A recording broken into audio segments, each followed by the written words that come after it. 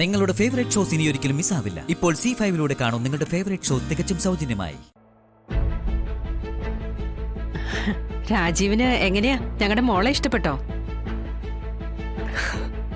യാമിനിയെ ആർക്കും ഇഷ്ടപ്പെടാതിരിക്കാൻ കഴിയാ?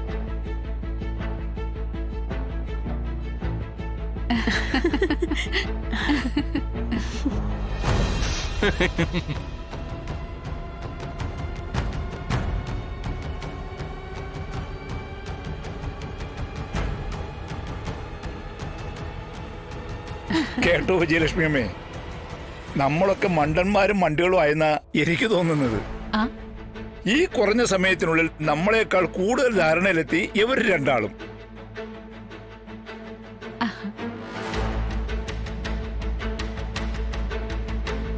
അങ്ങനെ തന്നെയല്ലേ കരുണേട്ടാ വേണ്ടത്?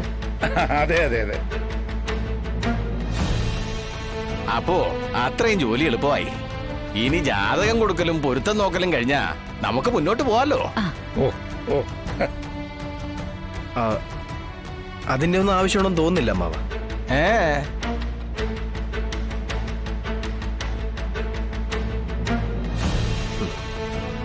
പത്തിലെട്ട് പൊരുത്തമായിട്ടൊരു കല്യാണം കഴിഞ്ഞതല്ലേ ഇതിനു മുന്നേ? എന്നിട്ടിപ്പോ എന്തായി? അല്ല അതിപ്പോ നിക്കേ മോള് പറ.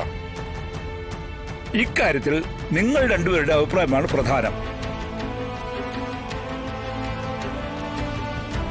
പറ മോളെ. രാജീവിന്റെ അഭിപ്രായം തന്നെയാ എനിക്കും. ഈശ്വര, വേണമെങ്കിൽ കല്യാണത്തിനൊരു മുഹൂർത്തം നോക്കാം.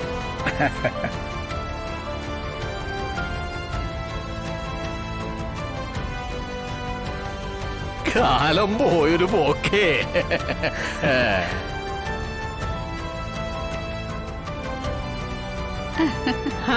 അങ്ങനെയെങ്കിൽ അങ്ങനെ.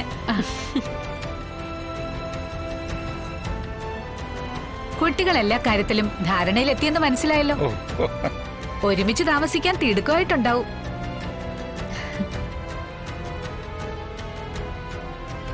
ഗീതേ, എന്റെ മോളെ ഞാനങ്ങ് കൊണ്ടുപോയിക്കോട്ടെ. ധൈര്യമായിട്ട് കൊണ്ടുപോയിക്കോ. പക്ഷേ പോകുന്ന വഴിക്ക് ഏതെങ്കിലും ഒരു അമ്പലത്തിലിറങ്ങി രാജീവിനെ കൊണ്ട് ഇവളുടെ കഴുത്തിൽ ഒരു താലി കെട്ടിപ്പിച്ചിട്ട് വേണം കൊണ്ടുപോകാനെന്ന് മാത്രം.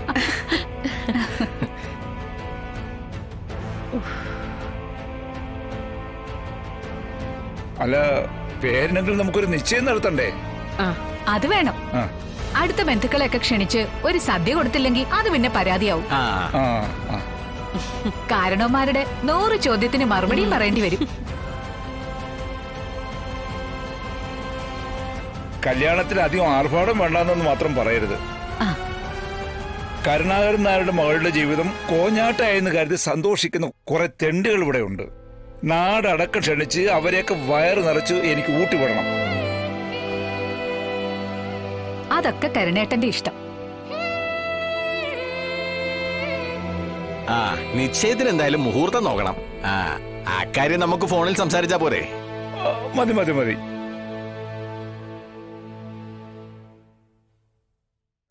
ഡൗൺലോഡ് ചെയ്യൂ C5 ആപ്പ്. കാണൂ എല്ലാ എപ്പിസോഡുകളും സൗജന്യമായി.